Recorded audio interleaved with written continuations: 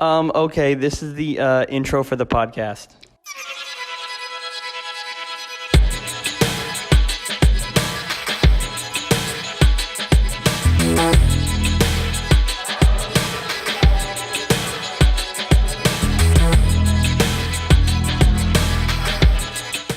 Let's go. Oh my goodness. A podcast about movies?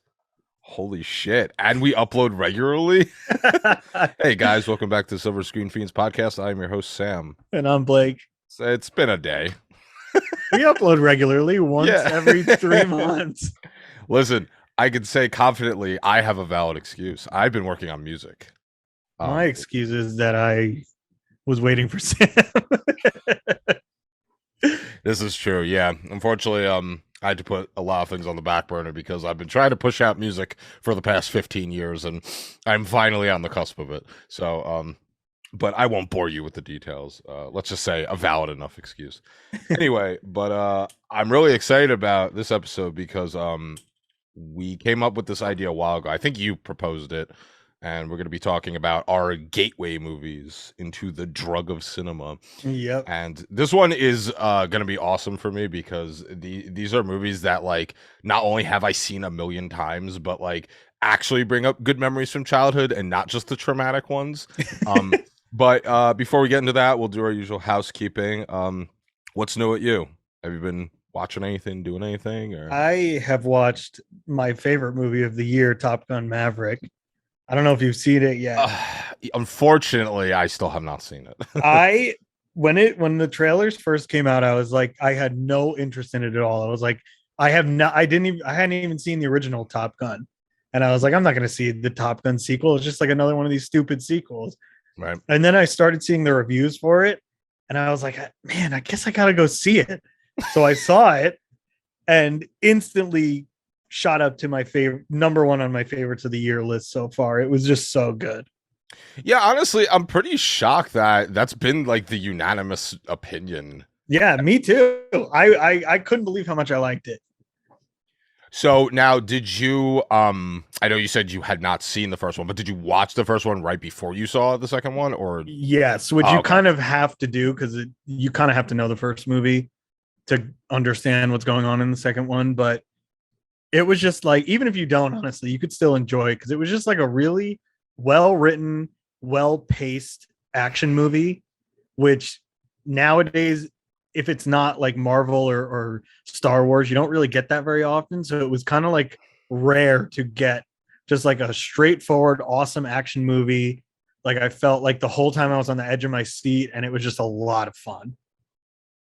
Yeah, it's interesting because, and Blake and I have talked about this off camera, but if Tom Cruise wasn't such a weird person, he would probably be one of the greatest action stars ever. Oh yeah, I mean, he does. If I didn't know anything anything about him and only had seen his movies, I'd be like, Tom Cruise is the greatest actor of all time. It is insane to me how old is he again? He is 59 years old and still doing crazy ass stunts. Yeah, that's great. I know that's not like ancient, but you know, that's when you to get be up doing there, your own it's stunts. It is.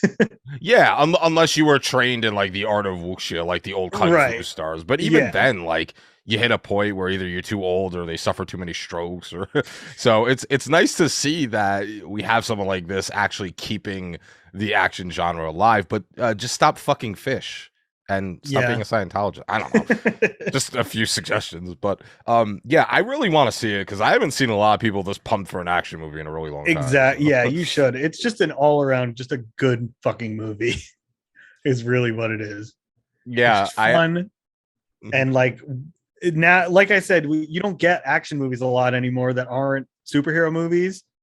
And I like superhero movies, but this one was just, it just like felt different. I said multiple times, like in talking to people about it, like when I watch a Marvel movie, I know who's going to live and die because I know which actors have signed contracts for 45 more movies and who this is their last movie. Whereas like this one, I felt so the Marvel movies don't feel like they have any stakes. Like I'm not really on the edge of my seat. I know Doctor Strange is going to survive. I know Spider-Man's going to survive. So like it's fun to watch them, but I'm not tense, you know. With this one, I didn't really feel like I knew who was going to live and die. And that was not just because it's not like a franchise movie, but also just the way it was written. Like you really felt like the characters were in danger and you cared to know what happened to them. And so it was just a lot of fun being on the edge of your seat like that, because I haven't really felt that way in a long time. Yeah, I think there's definitely an argument to be made about movies not having many high stakes these days. I think that's a great point because it's like you said, like in a Marvel movie, you know exactly who's going to survive. Right. It's kind of just the same status quo. But Right. When they've already announced the next Doctor Strange movie, I know he's going to survive this one. right, exactly. So I feel you on that. And I did want to watch Top Gun. I did go to the movies on Friday, and I went. I was supposed to go to the racetrack with my mother, but we couldn't, so we decided to opt for a movie instead. I kind of want to see Top Gun. She wanted to see the new Jurassic World, so I was like, you know what? Fine. Well, I like dinosaurs, whatever. And it was pretty much as good as you expected to be. It was, to me, these kinds of movies, I'm like, I'm gonna decompress. It's a fun time, albeit shallow. And it was nice to see Sam Neill back. It's nice to see Laura Dern. It was kind of odd seeing Chris Pratt for the first time on the big screen after like waves of controversy. I was like, man, I forgot that everyone gives him shit now. But I mean, overall, other than Jeff Goldblum, it wasn't anything because I was never really invested. I like the original Jurassic Park, and the first Jurassic World was entertaining enough, but it's not a series that I'm particularly invested in because I think at the surface level, it's kind of like, ooh, dinosaur. It's not really, it doesn't really go much deeper than that. Right. In this one, they kind of have a remorseful BD Wong from Law and Order SVU freaking out over changing like genome code in locusts. And I will say the one thing I did appreciate is I'm glad that they didn't introduce the new and old cast in like a weird Scooby-Doo run-in fashion in the beginning of the movie. Like it took a while for them to finally converge paths. And I don't know, it was fine. It's exactly what you expect a third Jurassic Park movie in the second sign of reboots to be. I'm numb to it. I don't know about you. I'm just numb to it these days. Like I can't really.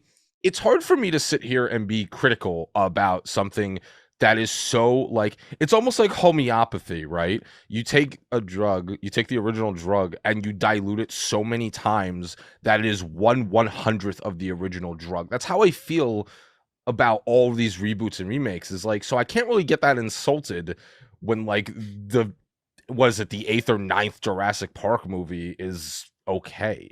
Yeah, that's a good way to describe it. It's whatever, but I mean, I can understand people saying it's garbage because it's quite frankly, out of the ones I've seen, it was the worst. But again, dinosaurs and Jeff Goldblum, that'll get me in a seat. It's fine. I plan on going to see it with zero expectations, just because it's like whatever. It's a new movie that came out. I'll go see it. But it's like this late in the wave of sequels and reboots and stuff. It's like I really don't have expectations for any of these movies anymore. So it's like when one like Top Gun blows me away, it's amazing.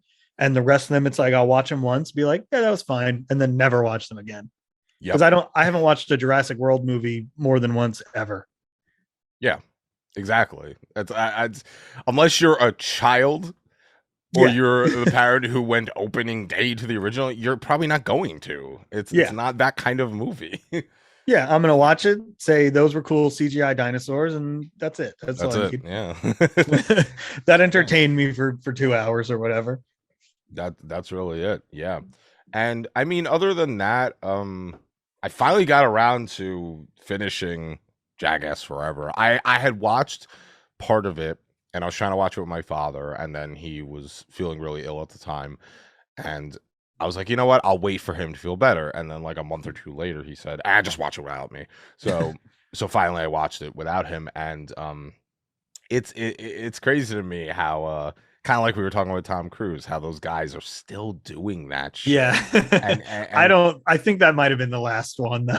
oh, it's for sure. And Yeah. I think it was smart introducing guys like Zach and I hate that he calls himself Poopies. Like what I like it. it's I like it, but it's like so fucking it's too to me, it does fit in the Jackass realm, but Yeah. it's so on the nose at the same time. Yeah. But anyway, I like how they introduce kind of like what could be the new cast. Like I think it was kind of like a litmus test to see like how audiences would react to the new people. Yeah. And I think between all of them, they did a fucking great job as always. If they put out a new show with all the new guys, I'd watch it. And you could tell they're getting older because like 75% of the movie was just dick and balls. Because yeah, it hurts, but it's also a much lower pain threshold you have to deal with than getting, and Knoxville did this again, than getting rammed by a fucking bull. Yeah. They hit that age where it's like, Jesus Christ, you guys need to fucking retire. But the saddest part is, and I didn't even plan this out, I finished the movie on Ryan Dunn's birthday. Oh wow, is that today? Or was it? No, that was on. I'll tell you right now because my memory's absolute shit. It was recently. That was 2 days ago. So that was Saturday the 11th. Okay. Yeah, that was and then after I realized that, I went on Instagram and I saw all these posts about Dunn. I'm like, shit, it was so bittersweet. And it was nice too because they have like the tribute at the end. Yeah. For him. But I can't believe, was it been a decade he's gone? Yeah, it's a long time. It's crazy. Like even just watching another Jackass movie, like thinking about how long it's been since the last one is crazy. Makes me feel really old. Yeah, I wonder when was Jackass 3? Oh yeah, 2010. Yeah, it's a long time. Yeah, it's 12 years. Shit. Yeah, so I obviously thoroughly entertained. It kind of a lot of things these days don't quite trigger my nostalgia as heavy as the Jackass crew, because it's also hard nowadays when everything is trying to desperately make you feel nostalgic, that it's like when something actually does, it's like a nice feeling. Yeah, for some reason Jackass and the CKY crew and all the old skate vids I used to watch, that always transports me to just me being a kid and just idolizing Bam and Steve-O and CKY and the rest of the gang. And it's so weird. It's I you can't know what it is, describe that era has not started to be marketed as nostalgia yet. Like we're still on the 80s and 90s thing right now, whereas like the two of us grew up in like the early 2000s more so than the 90s, and like the early 2000s has not really like come back yet, but those guys are like very much like 2002 2004 like products. So it's nice to actually feel nostalgia for a time when we actually existed. As much as I love like Stranger Things, like I wasn't alive in the 80s, so I don't feel nostalgia watching this. Yeah, I think that's a good point. I think that is probably why it hits me harder. It's because it's like, oh yeah, like because in 2002 I was I don't know, like 10, 11. So it's like it was like perfect time for an impressionable young lad, you know. So yeah, but yeah, overall it was fucking great. Exactly what you would expect from Jackass. Yeah, I loved it. But yeah, other than that, I haven't really been watching too much because, like I said, I've been working on music and shit. And... Yeah, I'm just gonna rapid fire a couple of the things I watched. The new Firestarter, terrible. Do not watch it. Oh, one of the worst movies I've seen in a long time. Yeah, it looked bad. The Northman was great. Loved that. I don't know if you watched that yet. Not yet. What else did I watch? I watched that movie Ambulance with Jake Gyllenhaal. That was pretty good. It was did like you? A fun action movie. Yeah. What else? There was something else. I wonder if is that streaming? Yeah, I might have rented it actually. I don't know. I'm sure it'll be on HBO soon. Yeah, it's streaming. Okay. Oh, I watched Chippendale. That was fun. Oh yeah, I watched that too. Did we? Oh yeah, we haven't even talked about that. Yeah, it's been so long. Yeah, my God. Yeah, Chippendale was good. Yeah, I I had a great time with Chip and Dale. I was not expecting to Mhm. really enjoy that movie. And I remember prior to watching it, a lot of people were like, "Oh, it's kind of like a Who Framed Roger Rabbit." I'm like, "All right, hang on. If we're gonna compare," and then I watched it and I was like, "Damn, it's true." Yeah. And it really puts into perspective the stranglehold that Disney and other corporations have, because holy shit, the cameos and references. Yeah. It transcends anything I've seen. Uh-huh. It's It crazy. was great also to make like a Roger Rabbit type movie now, because like animation has changed so much since Roger Rabbit came out, obviously, and like there's a lot of things to comment on now, like the whole thing with like the like CGI surgery and like the Right, yeah. Sonic redesign and all that kind of stuff. Is like Yeah. there's a lot of good meta stuff about like animation and where it is right now. Yeah, I thought Ugly Sonic was gonna be like a 10-second cameo, and That was amazing. he turns out to be kind of integral to the plot towards Yeah. the end. I was like, what the fuck? But yeah, Well, it's like you said, it's like a metaphor yeah. for the It was industry. even better that Tim Robinson voiced him from I Think You Should Leave. Because whenever I watch an animated movie, I have to like constantly be on IMDb looking up who voices everyone, Sure. and seeing that he voiced him was great. Yeah, that was perfect casting as far as I'm concerned. And I saw that apparently before they had the idea to have it be Ugly Sonic, they were going to have it be Jar Jar Binks, which would have been equally as funny, I think. That would have also been great. Yeah. Yeah. Shit, Jar Jar. Yeah, that was like the original plan for that role, which is funny. You imagine Robinson voicing Jar Jar? That I would like to see. That would be hysterical. Yeah. Yeah, no, I was overall very satisfied with that movie. I Mm, think one of my favorite scenes is when so for those that haven't seen it, there's a character in it, and he's a 3D render of like those old 2000s RPG Vikings, and he's voiced by Seth Rogen. yeah, it's And very much like the Beowulf animation style. yeah, exactly.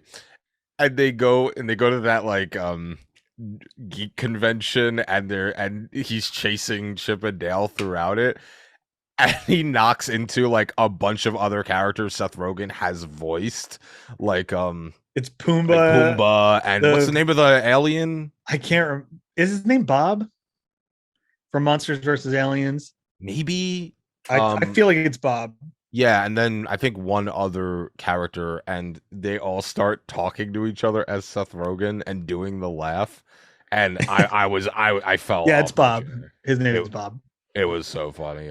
But they did a lot. The references got real fucking wacky. They made a Men's Warehouse reference. I was like, what? It was a really good time. I could see myself like maybe putting that on in the background while I Yeah, work for or sure. something. It's like a new like comfort movie. Yeah, but yeah, and like you were saying, um it was nice to see like how animation has transcended through the years, and how they like it was kind of like a statement on the industry. Like it poked a lot of fun at itself, which I really appreciate. I'm glad that that's one thing that studios realizes, like we gotta make fun of ourselves, Mhm. otherwise, you'd be surprised what gets past the board sometimes. But I think overall, that's what makes it great. Is Yeah. like you Well, you know gotta. what I always say is a very underrated, ahead of its time movie, Looney Tunes Back in Action, because that's a very similar movie, but it came out like over 10 years ago, I think, and it's like that too is like the same. It's the same kind of concept, but it's with the Looney Tunes, and it's like about them kind of like losing their relevancy and stuff. And people never talk about that movie, but I think it's such a like smart meta comedy that totally flies under the radar. And watching Chippendale reminded me of it a lot. Yeah, I could definitely see the comparison. Yeah, because it's funny because you think like whenever it came out, early 2000s, and you think like, oh, that wasn't that long ago, and then you remember like Looney Tunes first aired in the fucking 40s. Like Yeah. to me, it's very interesting how there's been so many generational gaps with media like that, and they somehow like still can make it entertaining.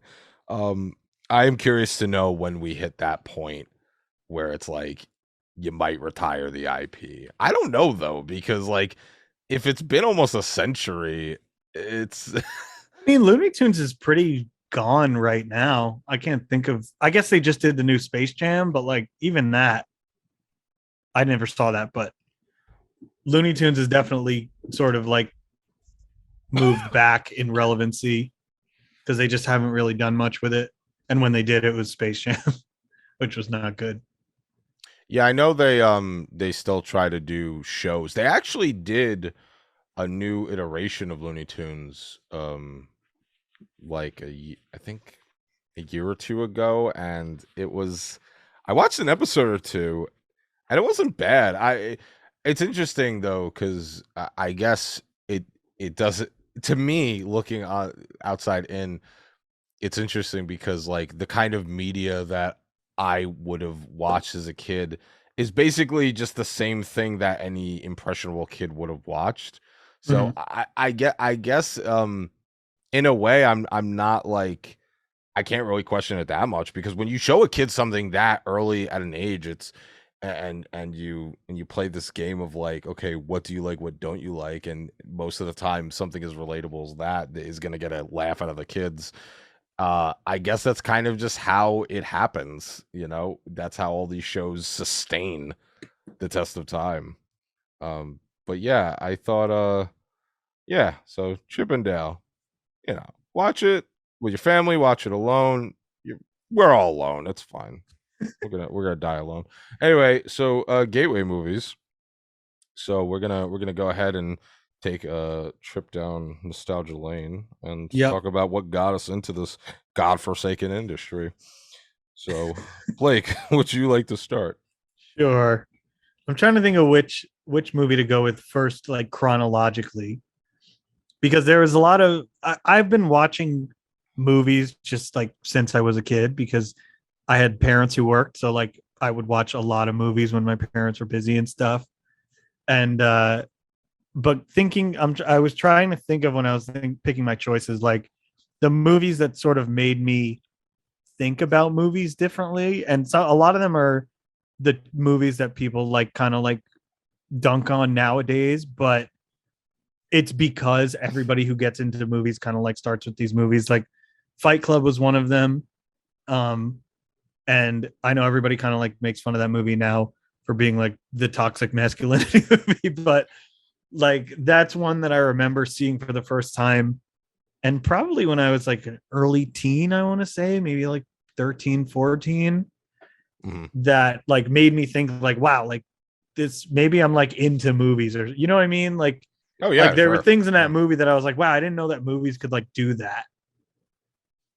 So Yeah.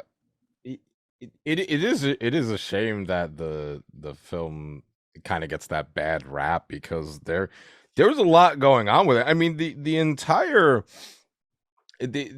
psychological aspect of him just manifesting this personality, like based on whatever fuck shit was going on with him, is it's really interesting. It's easy to forget that because of how bros treat the the series, yeah. but Well, it's it also very much a product of its time. Like it's a late 90s movie and a lot about it is very late 90s, but I don't think that that's a bad thing. It's just it can feel a little bit dated nowadays, especially like when you're talking to people who are getting into movies now. Like look at the availability of movies right now, how easy it is to watch literally any movie you can think of with streaming services and everything, whereas like Fight Club was like a movie I bought at like a video store on like DVD because I just had like heard that it was good, and like so it's like that was just how you got movies.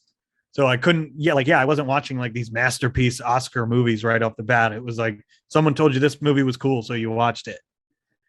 So it's why people I think kind of like joke on those movies a lot nowadays because they're like the generic like film bro movies.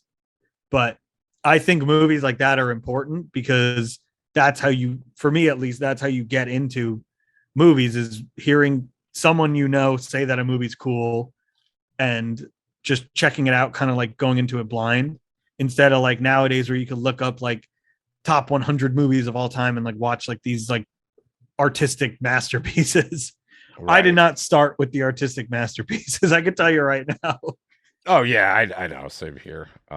But I think that, you know, actually, I'm curious. The first time you watched it, did you like understand what was going on?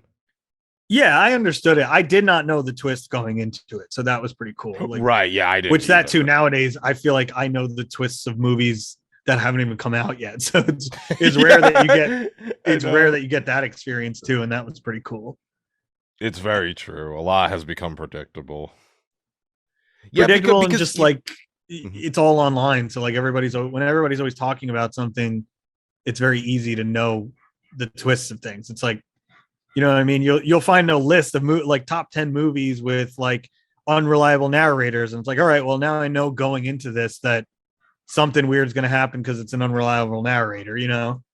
Right. And it's interesting because I remember after the first time I watched it, I was like, wait, so did he create the alter ego to trick the audience while telling his story and breaking the fourth wall, or does he have like multi-personality, or does he have a mental disorder? So that the kind of, it was interesting to me because the first time I watched it, I was, even though I understood the twist, I didn't quite comprehend the extent of it. And a similar movie I like to relate to with that is The Machinist with Christian Bale. I don't know if you ever saw it, Yeah, a long but time ago. but I thought the same exact thing because the whole movie I'm like, wait, but how is he? Wait, what about this mystery guy who was trying to fuck with his girlfriend or whatever? And then it just turns out, yeah, he's just like a crazy deluded insomniac, and it's like, but the first time I watched it, I was like, oh wait, well, I guess this could be any number of like disorders or possibilities. So it's great because and I kind of miss that charm because like you said, these days you can just look shit up, or people shove it in your fucking face. Yeah, But stuff gets back, spoiled so long before you even have a chance to see it. yeah, but back then it was interesting being able to play Sherlock and Yeah. being like, what the fuck did this mean? Like, and sometimes I almost like when you leave it open ended, like to your own interpretation. Like some things are spelt out for you, and then you have something more ambiguous, like the ending of The Sopranos. Mhm. um which ironically enough, I think we just hit 15 years the other day since the finale. Wow. I don't know about you, but Fucking I love insane. the finale of this. I love Oh, me too. ambiguous endings, Yeah, yeah, me which too. I think is also another thing that kind of like I not necessarily Fight Club, but some of the other movies that like got me into movies was like going felt like watching something with an ambiguous ending was something new to me when I was first getting into movies. Because I guess like when I was younger and stuff, I watched kids movies obviously, and then when I was like from like 10 to like I don't know 14, just like wasn't really into movies, so I didn't really see a whole lot. Right. And then when you do finally get into them and you kind of like learn about all these things that have been done with the medium, it kind of like blows your mind. And that was definitely something with Fight. I don't know. I'm sure it wasn't the first, but it's one of the first movies where I remember being really blown away by like a twist ending and Yeah. being like, wow, I didn't know like movies could do that, or like all the times when they break the fourth wall and things like that. There's certainly a lot of that. And lest we forget, Meatloaf, rest in peace. His name was Robert Paulson. I think it's so funny to have a character like that in a movie like that, because it kind of breaks down the barrier for you, and it kind of lulls you into that false sense of normalcy, and you're like, okay, but what's actually going on here? Like, what's what's up? And then it kind of just spirals into this fucking madness. And Yeah. the character of Tyler Durden, I think, is super well written because you can't get a pulse on him, and Mhm. that's the point of the character. Yeah. I would say it's also one of the first times for me that I really watched something with like moral ambiguity in the characters and like sort of like the anti-hero idea, which obviously is super popular now, but back then like that wasn't something I knew about as far as like the media that I consume. So that also like drew me into movies, and I think most of the like classic like gateway movies have characters like that, and that's kind of the thing that hooks a lot of people into like, exploring movies that are a little bit outside the mainstream. I don't none of the ones that I picked are necessarily anything far outside the mainstream, but I guess like a little bit off the beaten path as far as like what people watch when they're young. Mhm. Yeah, I definitely had a lot of that because like you said, it's like no one really starts what unless you're older and you understand. No one starts watching movies with like the list of a top AFI. It's kind of Yeah. like you just fall into it based on like what your parents watch. And to me, that was a big thing. Is when I was young, I didn't really. Of course, when you're a kid, you watch a movie, um, but aside from like Disney, Pixar, or whatever was going on, nothing had quite captivated me yet. And then I remember like on my mom's side of things, she was very big into like musicals. So I'd watch The Sound of Music, and I knew the whole fucking soundtrack inside and out, going on car rides, when she wasn't blasting fucking George Thorogood, and and like sleeping in the rain, just singing in the rain, and that's kind of where that side of my old Hollywood musical bone comes from. And then with my father, my biggest introduction was like gangster movies. And the first one I can recall really seeing was Scarface, um, which I think is probably De Palma's best film. I know these days people like to shit on De Palma. I think he's a great fucking director. I Mhm. I, I don't know. That's my opinion. But I that's think because he makes that's the kind of yeah. movie that I like. Yeah, You I think know? that's a theme that we'll find in a lot of the more we talk about our gateway movies is again, it's with like the landscape of like being a movie fan nowadays. People go back to a lot of these gateway movies and shit on them now. This and kind of like ignore the fact that they probably wouldn't really be into movies if not for these ones. And like, yes, since then you've watched movies that are probably a lot better and maybe well written and whatever. But I when I was thinking of this topic, it was like the movies that not that people don't talk about, but that people don't appreciate just because it's kind of like fun to make fun of them, you know? Yeah, it's almost like it's become like a caricature of itself. Exactly. Yeah. Yeah. It's like the Tarantino Fight Club loving, like, bro. Yeah. And it's like Yeah, we all exactly. started there. I don't think a lot of people's first movies were like, Korean romantic dramas. Yeah, the selections of Wong Kar-wai. Yeah. I don't think a lot of people started there. Yeah. But yeah, I mean, for me, it came at a time where, I've always been close with my father, but him introducing me to Scarface was kind of like really my first foray into like gangster films, but also in general just movies. Mhm. And I remember seeing Albert because that was the first role I ever saw Pacino in, and I remember thinking like, well, this guy like he's not Cuban. Like I could tell he's not Yeah, Cuban, but he's fucking convincing. He's still to me. it's an interesting first performance of his to see because it's very unlike a lot of his other It, roles. it is, but I think it's a testament to how good he is because he was Yeah. able to sell me on it. I was like, wait a minute, like this dude assassinated a government official and now he's working his way up the Miami drug trade, like, and I believed every fucking second of it because he was that convincing. Yeah. And I did not even know. Well, when I got older, I knew it was based on another movie, which was based on a novel, but I did Mhm. not know how faithful De Palma decided to go with the original, because the original was I think it was in 1932, and it was directed by Howard Hawks, who to me was like one of the best fucking directors from that era. He did like The Big Sleep, Bringing Up Baby. He basically was like the director's director. He did like everything, and whatever he did was really good.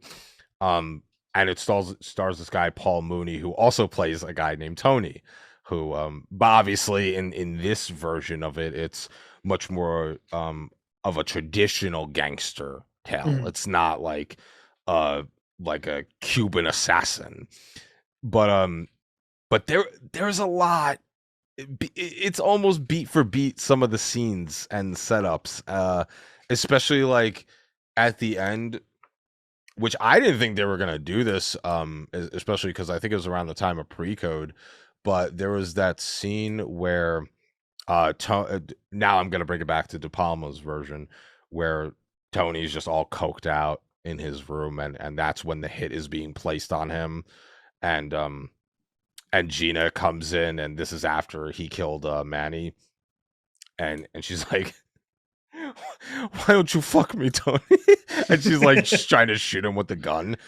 And that's in the 1932 one. It's really interesting what they got away with back then. But um, I thought it was really cool how even though he took a lot of inspiration from the original, he also did something really unique with it. Like Mhm. he all he really did was like change the setting and some of the setups, and then he kept the concepts the same, and it worked out really well. I think it's one of the most perfect rise and fall stories. Yeah, it's like the rise and fall Right. story. It's I would say next to like The Public Enemy starring Mhm. James Cagney. Next to that, this is probably the most perfect one you can get because it so perfectly portrays this idea of the American dream and getting out, because it's like you have like these political refugees, and they show that in the beginning of the movie. They show like these camps, like these political camps, with refugees being set up and like them trying to cross the border and whatever, and the real struggle that was back in the day. So I thought it was really interesting how it's kind of like also that political commentary. Like, well, how do you make it unless you do some fucked up shit in this world? So it was just, and above all of that, it's fun. It's to watch this guy just brutally mow down his enemies and betray and get involved in the drug trade. It's such great mindless entertainment. Yeah. Did you see it before or after you played Vice City? That's a good question. I would probably say they were around the same time. I can't really pinpoint. When was Vice City again? I don't remember, but I asked because I'm pretty sure I played Vice City first before I ever saw Scarface, and then afterwards watching it was like, holy shit, like Oh, yeah, this is how Vice close City. how close it is. Yeah. Yeah. Yeah, so Vice City was 2002. So that probably means I yeah, so I guess I must have played Vice City um before Scarface, and then I watched Scarface, and then I realized the how The similar. influence, yeah. It was pretty crazy. And I did not realize Tommy Vercetti was voiced by Leota until Yeah, later years, yeah, which rest in peace, we did not discuss. true. Fucking another giant, Yeah, Ray we should Liotta. do a whole episode on him too. Yeah, we definitely could do that. But yeah, it just goes to show the influence a lot of these films have and what influenced those movies. Hmm. And I've made that argument before on the show, how like a lot of people like to give reboots or reimaginings a lot of shit, but that's literally what Hollywood has been predicated upon. Yeah, some of the Like best movies. some of the best fucking movie, like Beauty and the Beast is regarded as one of the greatest fucking Disney movies ever, right? It's well, first of all, it is based on a really old story, but even above and beyond that, there was a 1940s French film called Beauty and the Beast, Bets de la Belle or something, Bets, something like that, by John Cocteau, and that was a live action version of the original story.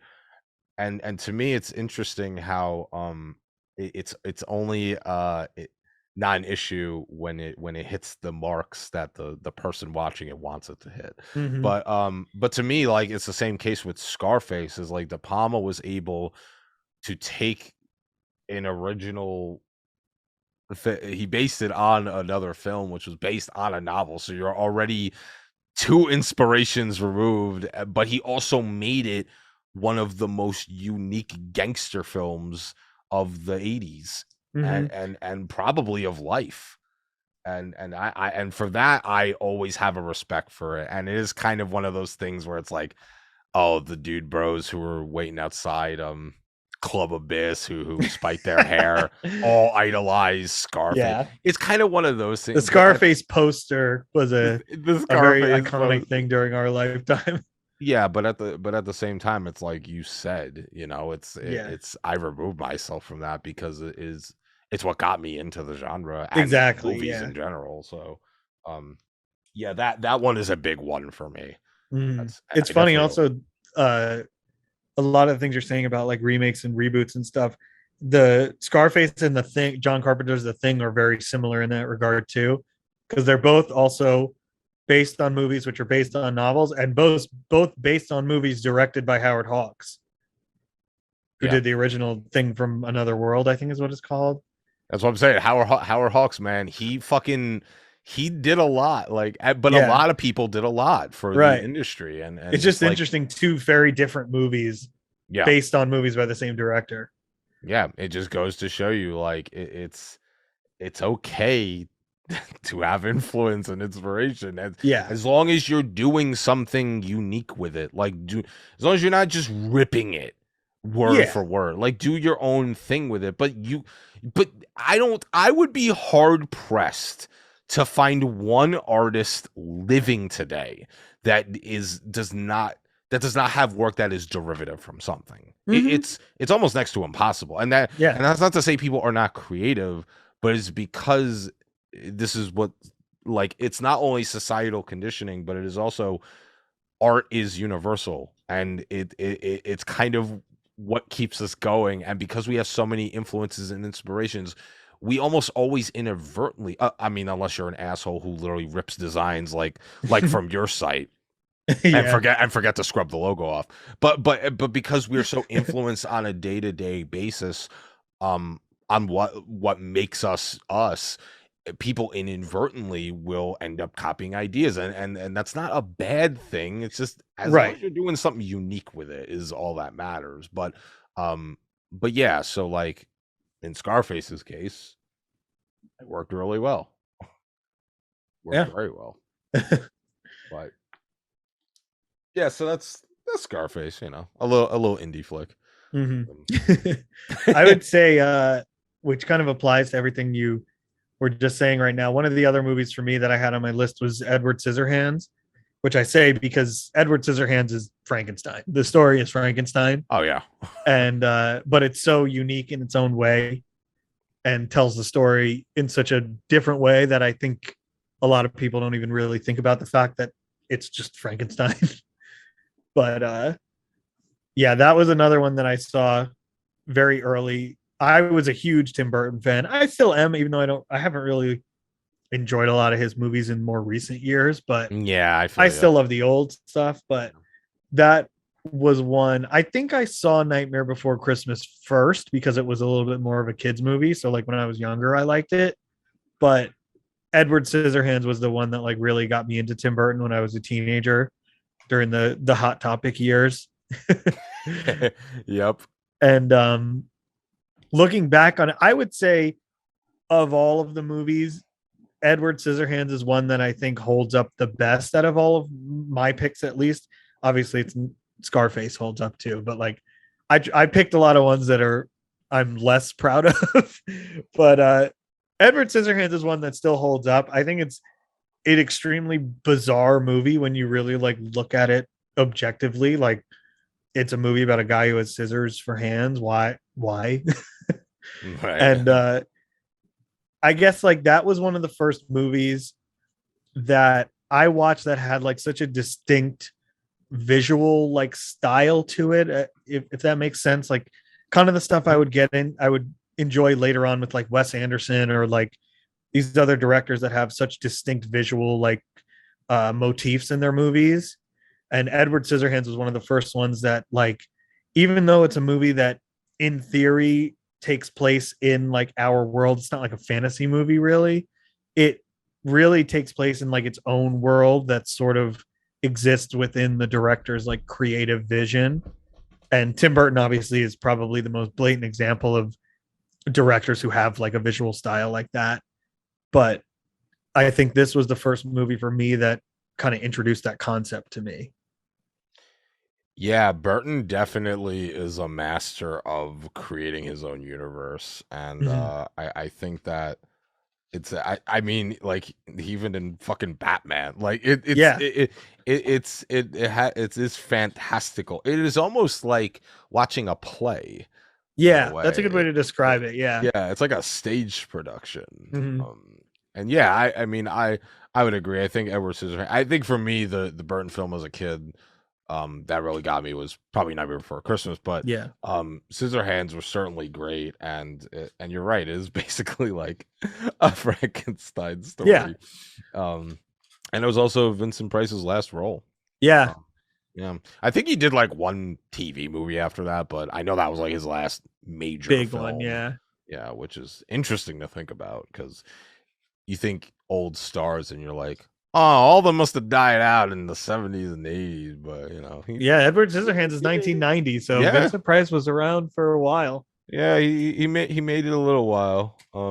But yeah, I think that's a really good choice though. I can't remember the last time I watched that movie. Yeah. It's been a while. I got it Yeah. on tape recently and because I've been like binge buying VHS tapes because I got like a VCR and everything. And I just Oh love yeah, tapes. yeah. And I got to rewatch it. But I think a movie like that, because I'm someone who loves when directors have really like unique visual styles, I prefer that.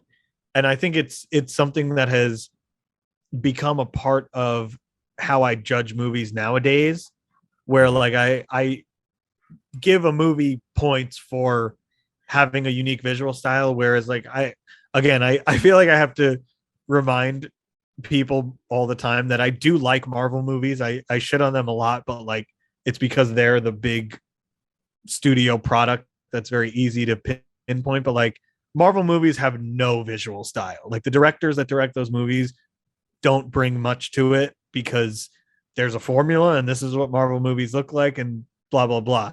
So like I think that's something that nowadays prevents me from liking a lot of those movies more is that I'm I started out my journey with movies with Fight Club and Edward Scissorhands and these kind of movies that have these very distinct styles that the directors kind of carry over into all their other movies.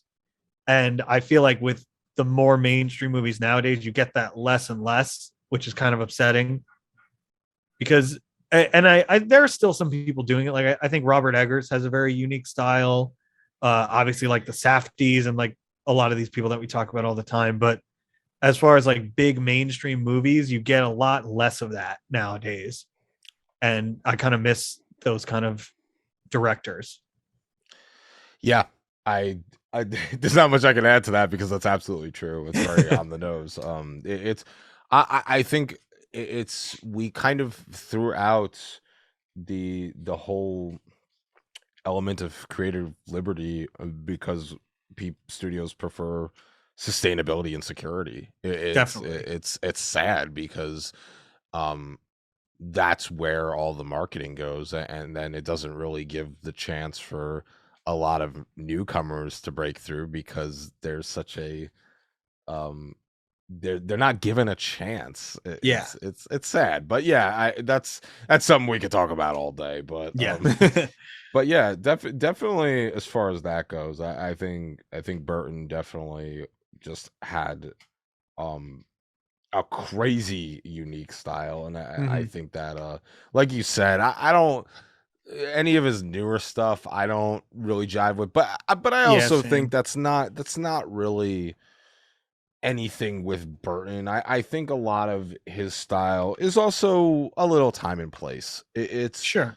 But it's the same thing as a lot of these guys like that. That's kind of why in recent years I fell off of like Tarantino. Like Tarantino is very much like a 90s grindhouse dude. Mhm. It doesn't there's not a whole lot that transcends past that generation. So it's not that it's the fault of the director. It's just that you know, you you only strike gold a few times in your Yeah. career. Mhm. It's you know, I don't know many people who could constantly make gold every single fucking movie. Like Yeah. it's I not a thing think that's I gonna think happen. I think Tim Burton in particular does a lot of the like what I call like paycheck movies nowadays, where it's like, oh, Disney's gonna write me a fat check to direct Dumbo. All right, I'll do it.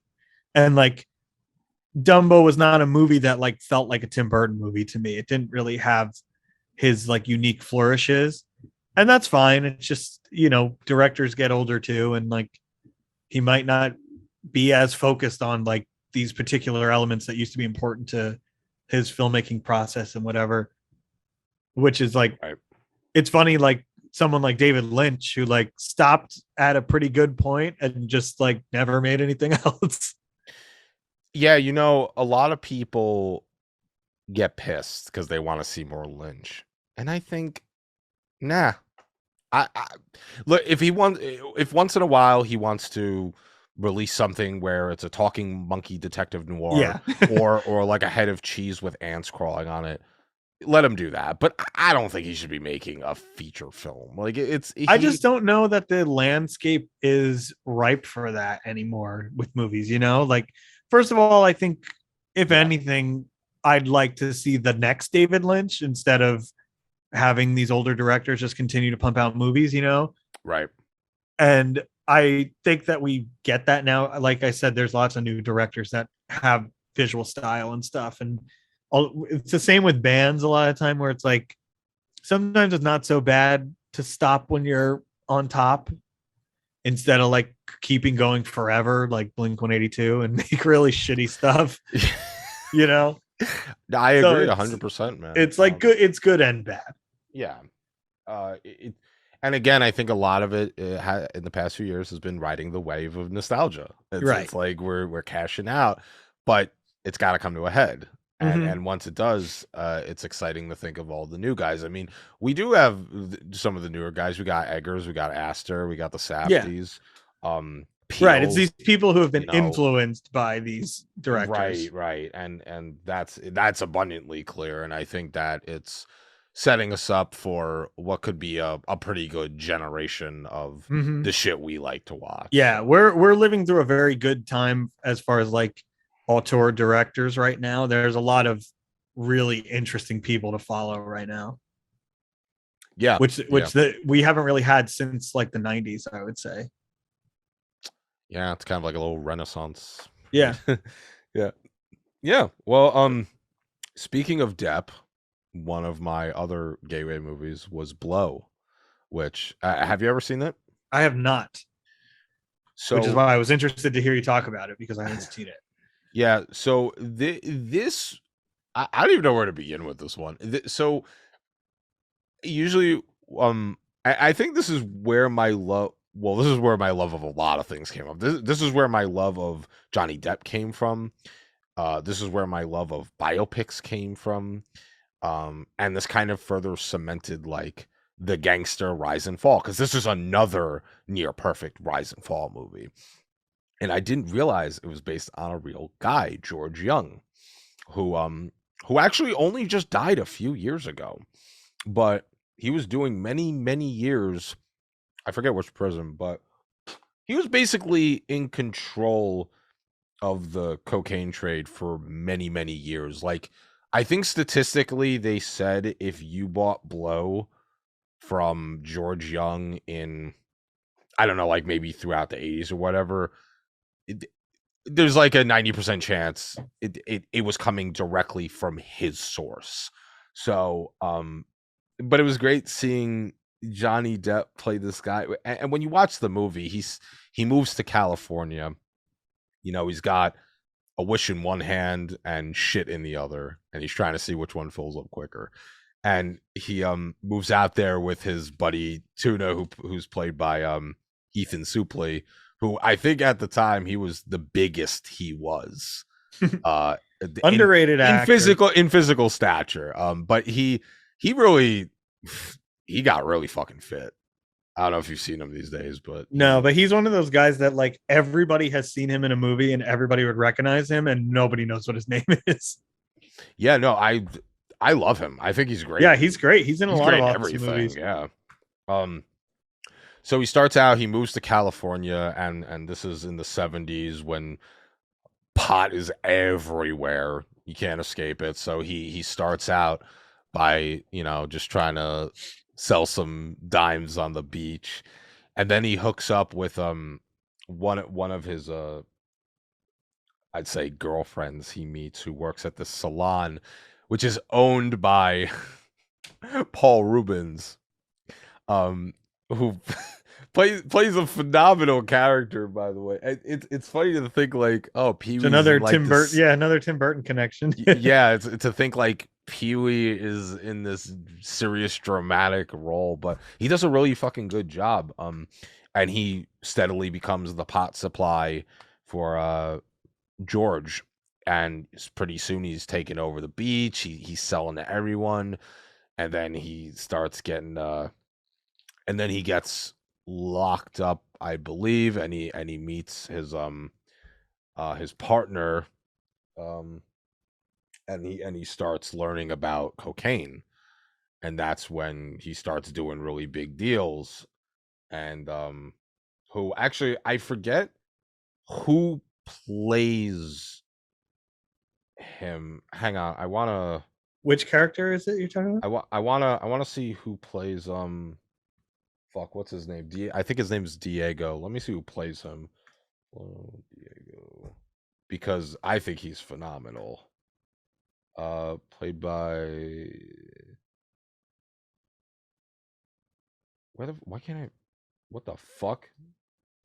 I'm so sorry. My screen just flipped out. Jordi Mola is what I'm getting. Yeah, so he he was like in the same cell with him, and he teaches him about cocaine, and then George eventually meets Pablo Escobar because he's doing such big deals, and they had a really great operation going because Johnny Johnny George ends up hooking up with this flight attendant who's able to smuggle all the shit in and out. So and we actually have a Leota connection because he plays his father in the movie. Nice. Yeah, we're coming full circle.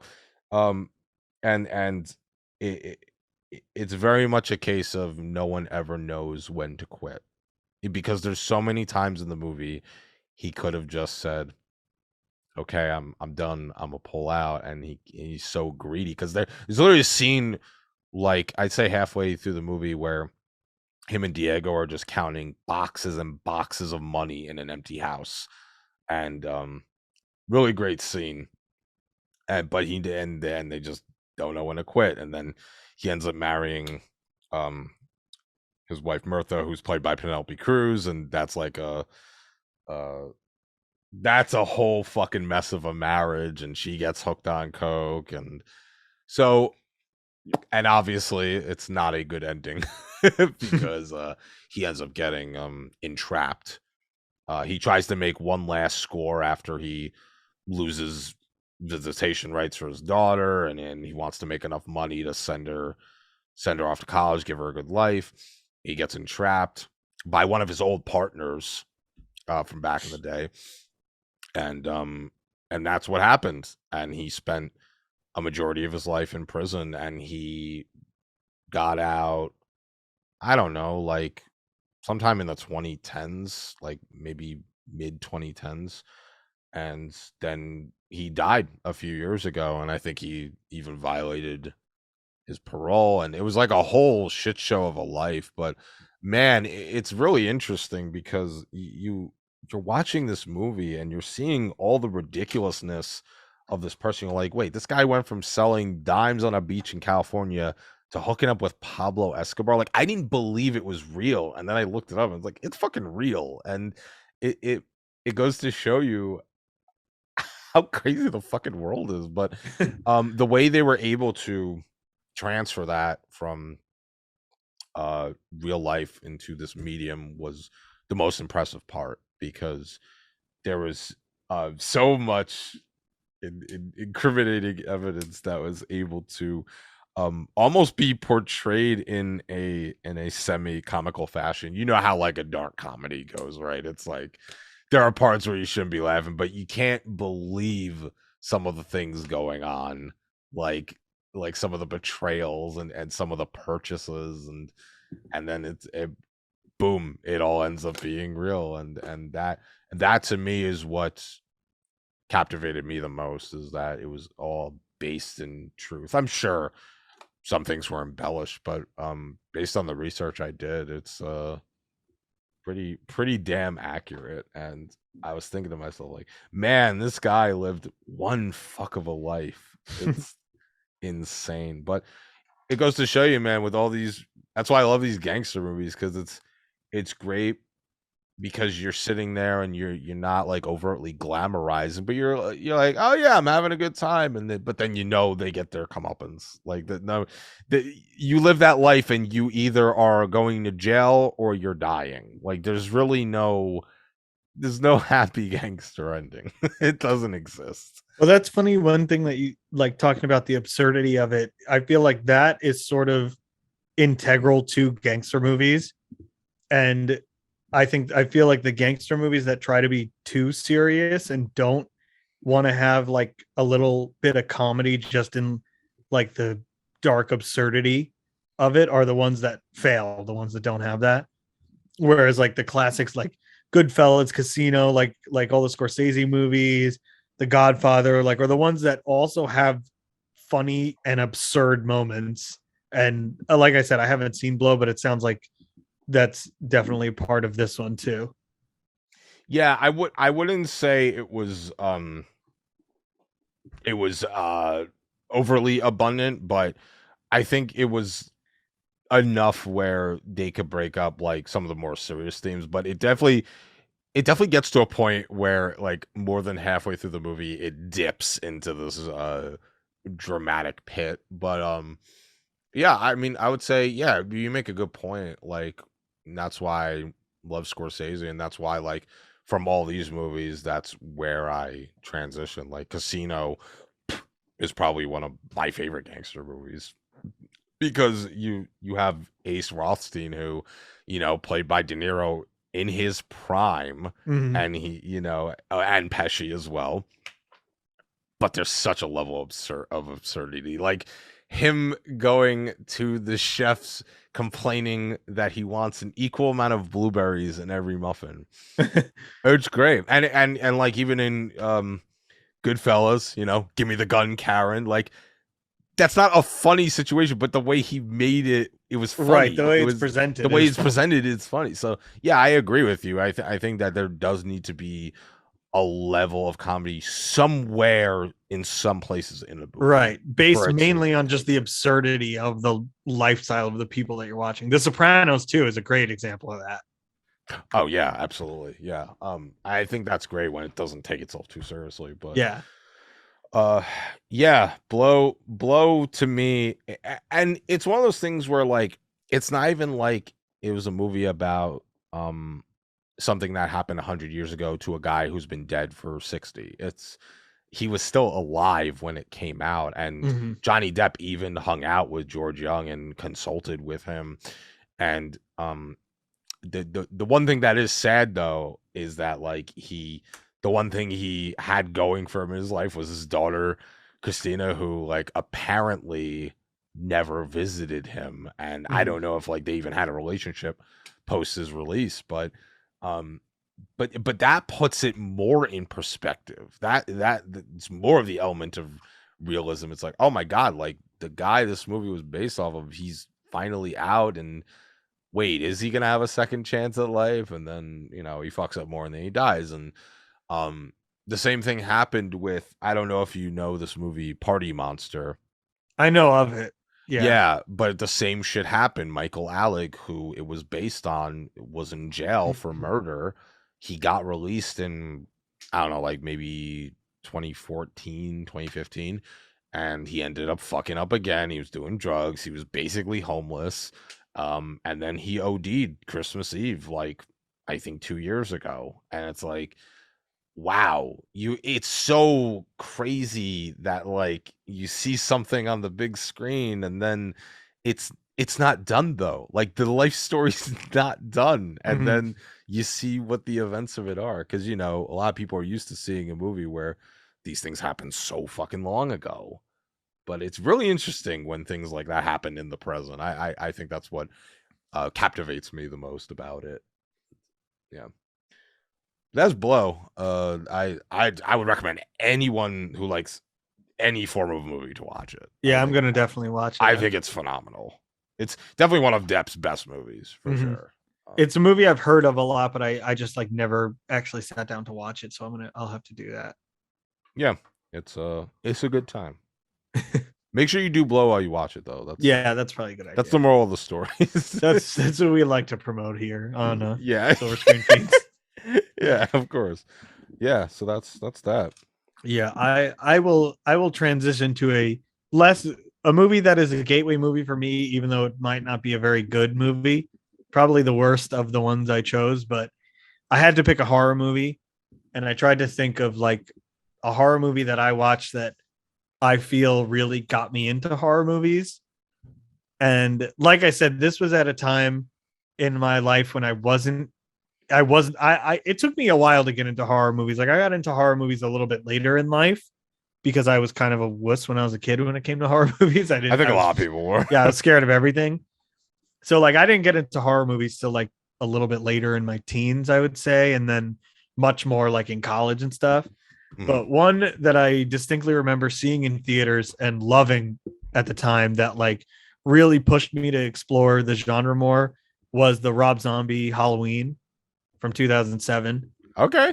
Yeah. And I do still enjoy it, but I know that a lot of people do not. It's a very divisive movie. Yes, it is. But like it was it was one of the first slasher movies I saw that I was like old enough to like understand. And it's a particularly violent one, especially compared to like the original Halloween. Oh yeah.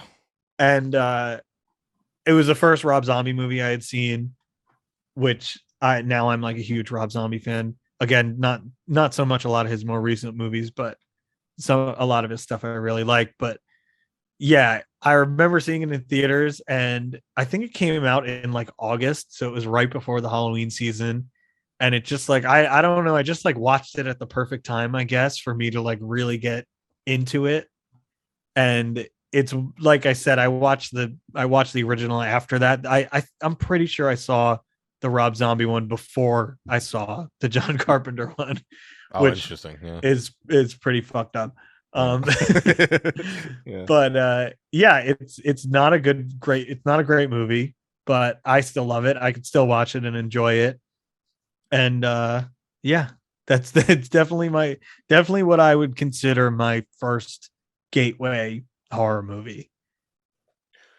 I will definitely say that it was interesting because not I don't really think any other Halloween movie decided to truly explore the origin of Michael, and I thought it was really cool that Rob decided to do an origin story. And he murders his sister and he gets locked up in the penitentiary. We never saw him and Loomis interact before, but like now we have years and years of Loomis trying to reach through this young Michael. Yeah. And as he grows up, he's soulless and not giving him the time of day. And Malcolm McDowell is a good Loomis too. He's a good Loomis, but I hate the way they wrote Loomis. Well, yeah. He was good in the role. But that's what I will say. But I did not like the portrayal of Loomis. Yeah. Especially in the first one. I was gonna say I will also say I hate Rob Zombie's Halloween too. So yeah, like the second one is where I'm like he's an arrogant, pompous dickhead trying to sell books, and he doesn't care about anyone or anything. Like, nah, come on. But it's Rob Zombie, you know what I mean? Like it was inevitable. But I thought it was cool what they did with like the origin story.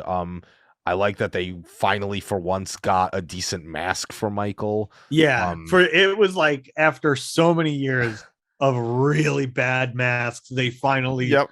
like figured out just make the fucking mask look good. It's Yeah. like so important in those movies, and there's so many of them that miss that. We talked about that when we did our Halloween series, but Yeah, for um sure. I also, which I think I said when we did that episode too, something that I still think Rob Zombie's Halloween does better than any of the Halloween movies is they cast a guy to play Michael Myers who is fucking huge, and I think it is the scariest version of Michael Myers, just because I think the actor who plays him is like almost 7 feet tall, if not 7 feet tall, and he's He's just gigantic. massive hulking guy that like really is scary. Like, and I don't feel like a lot of the other movies nail that. And maybe to some people that's what they like about the other movies because he's so like unassuming. But to me, this one being the first one that I saw, like I just really like a really big, intimidating slasher villain. I think it was one of the first times in a movie I legitimately was terrified of the stature Yeah. of someone like that. Not to say that movies have not invoked a level of horror in me, but seeing zombies take on it and that actor actually gave me a really unnerving feeling, Mhm. as if, holy shit, what if I got trapped in the room with this guy? Yeah, I'd be exactly. fucking dead. Like, not to say that I could fight off the other Michaels, but I feel like I'd have a better chance. Right. But because in all the other movies he just looks like an adult, like a regular sized adult. But in this one, he is quite literally the manifestation of evil in stature. And Yeah. and I think that was a really cool thing Zombie did. I totally agree with that. Hmm. And I understand people's criticisms of a lot of the movie. Like it definitely has a lot of the like Rob Zombie isms that a lot of people don't like. I happen to like them. Um, I also have always said that I think Rob Zombie should have done a remake of Texas Chainsaw Massacre, not Halloween, but That'd be that's cool. besides the point. Yeah. But yeah, it was I had to include it just because I'm such a horror fan and this was one of my first horror movies. And so it's still special to me even though it's kind of silly in many ways. Yeah, but I think totally valid because, like you said, it's when you're younger, it's you're not really inclined to want to watch a horror movie. It's definitely one of those things where, like, even if you saw it on in the background as a kid, it's not like I can never recall a moment where I had my pajamas on eating cereal, like, hey, I'm going to watch somebody slash a throat open. It's just not. So yeah, I agree with you. Like I didn't really get into horror till yeah, like my mid teens, and I started with all the schlocky shit like Mhm. Reanimator. But Yeah, like I had seen other horror movies, but this is the first one that I remember watching and being like, "Oh, I think that I like horror movies. Like I think that's my thing." yeah, right, yeah.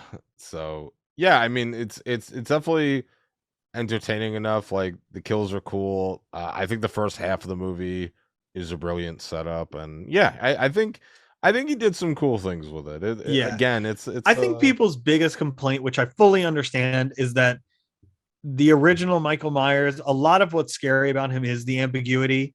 And by making an entire movie that follows his whole life and why he is the way he is, removes some of the scariness of the ambiguity. Like, this is very much Michael Myers. It is not the shape, you know? And obviously, the newer ones tried to go back to more of like the shape Michael Myers. We don't see his face at all. We don't know a lot about him, and I get that. It's just since this is the Michael Myers that I saw first, it's the one that I like. So Mhm. to each his own. No, I feel you, especially if it's your first. That's kind of like it's gonna be the most impactful one. Mhm. But yeah, Halloween. That we did an entire episode on that. Yeah, we don't need to talk about it Yeah, anymore. we dive very deep into that. But yeah, yeah, I think that's a good choice. I would say like as far as any others I have, like the ones I discussed were like the main ones. I would say there's definitely some others that had an influence on things I watched in later years, like Crystal Fist, which was an old 70s kung fu movie, which it wasn't even a Shaw Brothers movie, but it was the one that my dad and I bonded over the most. And it starred this guy Billy Chong, who was really excellent, and that's kind of where my fascination for wuxia and kung fu began. And then I very quickly transitioned to Shaw because my dad also watched Shaw growing up. So like Clan of the White Lotus and 36 Chamber and 8 Diagram Pole Fighter, and that's very quickly started watching all those. Um, and then yeah, I mentioned earlier, like, I'd watch musicals too, like the Sound Music. But I think that uh for me it was so interesting to have gangster movies kind of be my introduction, because I feel like that's how a lot of people get into movie. It's so funny to think about that, right? Because you you have a genre that is hell bent on shoving violence and drugs and gratuity into the audience's throat, but that is kind of like what ends up making people enjoy a Yeah, movie. It's definitely. uh, Yeah, for me too. Like I didn't include them on my list, but like in my household, like The Godfather and Goodfellas were like sacred texts. My dad is like a huge gangster movie guy. So yeah, a lot of those movies for me too were ones that I had been watching since I was younger and just always loved. yeah, and there's like so many others, yeah, like that were always in the background. And I guess one big genre that has always been a part of me is comedy, obviously. And my dad watched anything and everything, and we would always have um anything from hood movies on to like White Chicks to Super Troopers to Night at the Roxbury. That was a Mhm. big one in my house, which it's again, it's like interesting feeling of nostalgia when you watch it like that. But some of those movies didn't age particularly well, but doesn't matter. That's not the You know, point of the it's one conversation. that I would definitely consider a gateway movie for me that actually aged even better than it was like when it first came out as far as like comedies was Napoleon Dynamite. That one just popped into my head, and I agree. Yeah. Like that movie aged like fine wine. If you go back and watch it, it's like, man, this is a really fucking good movie. Like it definitely has a unique visual style. It's got a unique like world and it's a very like it's just kind of like a strange movie and it's just great. I loved it when I was younger and I still like it. I think John Heater did an excellent job of introducing a younger generation to a very dry sense of humor. Yeah, Because it's like that movie is kind of what I could see as like a gateway almost to like Wes Anderson movies and like a lot of Bill Murray movies. Like it's that kind of sense of humor and like style. And it's one that was it's bizarre how popular that movie was. It had no business being that popular because it's a strange movie. yeah, and I think the world was so used to straightforward comedy. I mean, you had guys back in the day like Andy Kaufman who would literally just get on stage and order a bowl of ice cream and stay silent the entire time. But you didn't really have anything super avant-garde in the mainstream. I mean, there Mhm. were dudes doing it behind the scenes, but as far as like a major blockbuster hit, Napoleon Dynamite was, like I said, it was kind of like a good introduction for people who would later grow up to like Tim and Eric Yeah, or like Eric Andre. Like I feel like that's a good stepping stone for dry humor. But definitely. even aside from the humor, it was also just like a weirdly wholesome story. Like Yeah, aside from all the comedy of it, it was so relatable. I mean, I was fucking bullied as a kid and I was weird as a kid. Like so many people are. So there's a lot of themes and messages there that like Heater purposely placed amongst all the wackiness, and Mhm. I always fucking lose my mind when Uncle Rico throws the steak. Yeah. That is the funniest scene Yeah. ever. But It's also, to me, was sort of like an introduction to like the slice of life style comedy movie, because Napoleon Dynamite's not really about anything. Like, it doesn't have a plot necessarily. And I think from there is how I was able to get into like Kevin Smith movies, like watching Clerks for the first time, and like Dazed and Confused, like those types of movies that are really just slices of life and not necessarily like plot driven, but they're still like great watchable movies that are funny and just like absurd and relatable.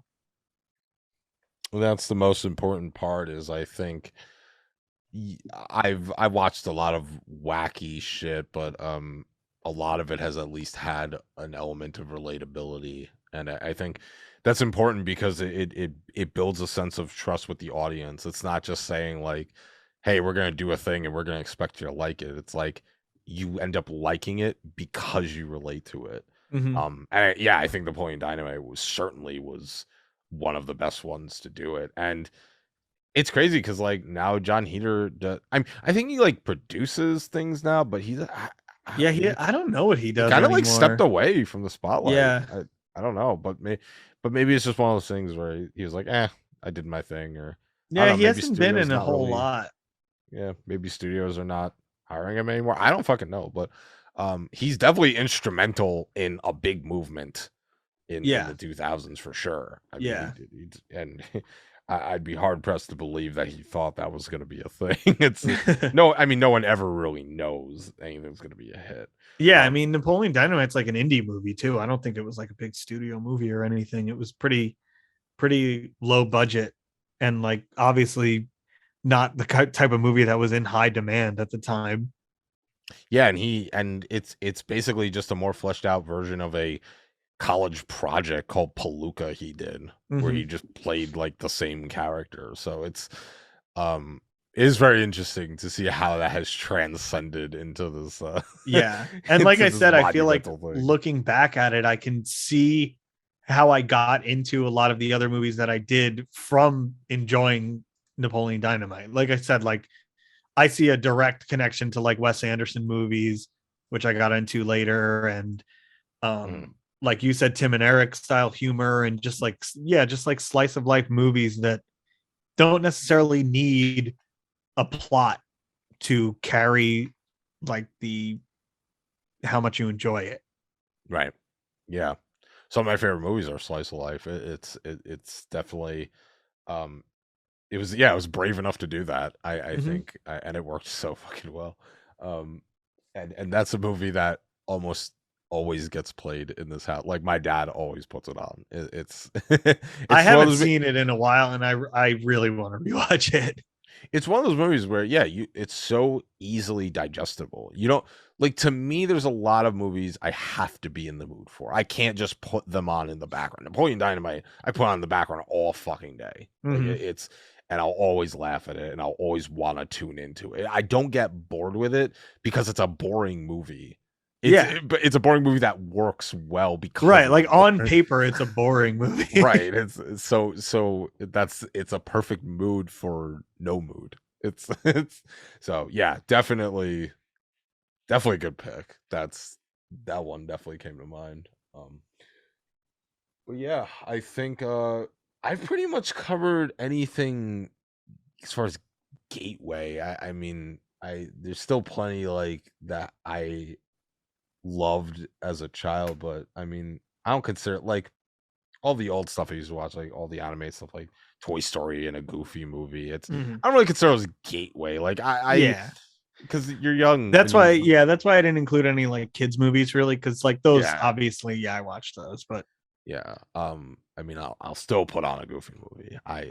And I've still yet to eat a pizza that looked as good true. as the one they ordered. But yeah, I think that it's I would say maybe one other is like Pulp Fiction.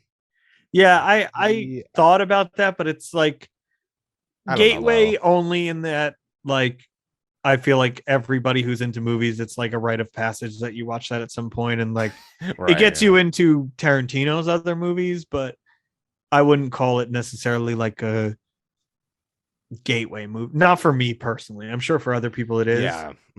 Yeah. Because Like, yeah, I watched it around that time when I was first getting into movies, and like there were a lot of things I hadn't really seen in other movies before I saw that, like the approach to storytelling and like the way that time kind of jumps around and stuff. But yeah, I think everybody would have that somewhere on their list. Yeah. Yeah. That's a good point. Yeah. Because But I yeah, also Donnie Darko was another one that like I used to love, and I still like, but it's one that like, yeah, everybody watched that at some point. And I don't have a specific memory of like what it got me into. That's why like the ones I picked, I tried to think of like where did I go, where like I used this movie as like a jumping off point, and like what did I get into after that. yeah. Yeah, definitely. But that's pretty much that I think for both of us pretty on the nose picks, and I could definitely see the influence of like Scissorhands or Fight Club on you, and for me, I mean, I still love anything gangster. Yeah. It's I'll never break away from it. But yeah, I mean that's really gonna be it from me. I mean, I don't know if you had Yeah, anything no, that you that's wanted to pretty much touch it for on. me too. Yeah, but we're back temporarily. You know, we'll go on another 3-month hiatus. It's fine. But anyway, this has been the Silver Screen Fiends podcast. I've been Sam, And I've been Blake. and we'll come at you. You know, at some point, we'll consider. We have to renew our contracts with Yeah. thelobster.com. They bought out our studio. It's a whole big legal thing. We can't really discuss it. But we'll be at you soon. Don't worry. We'll do something. She's on fire.